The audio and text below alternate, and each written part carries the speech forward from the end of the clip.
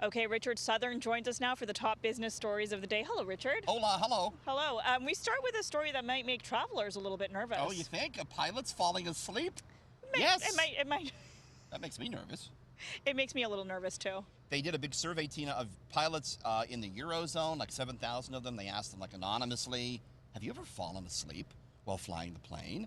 And a lot of them said, yep, we've dozed off.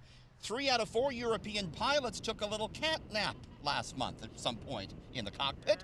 75% said they've taken what they described as a micro-sleep in recent weeks. Pilots said their airline didn't manage fatigue risk well and said it was difficult for them to file complaints about being overly tired. Now, the situation may be a little bit better here in Canada, Tina. In 2019, new fatigue regulations were put in place, forcing pilots to work no more than 1,000 hours per year per 365 days, which was down from the previous regulations. You made a good point, though, before we went on air. Autopilot, right? I mean, that's how planes mostly function. Because there are some thoughts about maybe just getting rid of the pilots altogether. Well, no, don't do that. I don't trust computers that Let's much. not go crazy here. But, you know, I just watched the show Hijack, and it was on autopilot the entire time. I don't know how accurate it was. Computers don't need to sleep. There's an argument to be made there, maybe. I guess so. All right, our next story. A fast food chain has been serving up a big lie. Maybe. That's the accusation. You know, you go into the fast food joints, and they got the pictures of the burgers up there, and they look delicious, and they look big. And then when you get the burger, they're not so delicious looking? They're not so big or delicious looking. Burger King is facing a lawsuit on this front. A U.S. judge has allowed this to proceed. The lawsuit, the potential class action from Burger King customers alleges that Burger King is portraying burgers on their menu boards with ingredients that, quote, overflow the bun, making it appear that the burgers are 35% larger than they actually are.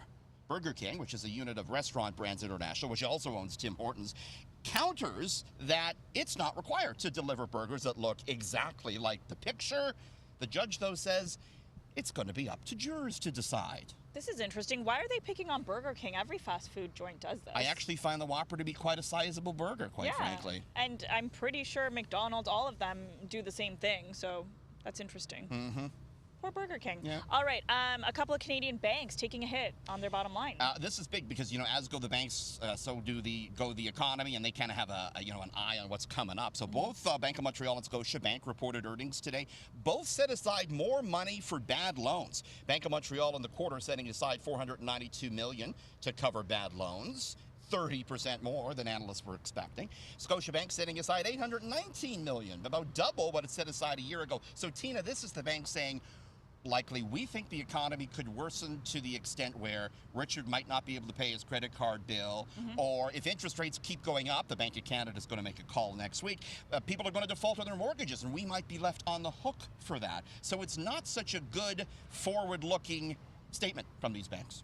Do you think the Bank of Canada will react at all to this? Certainly, they're looking at this. They don't want people to go belly up on their mortgages to any great extent. It's going to be interesting to see what the bank does next Wednesday when it makes its next rate call, Tina.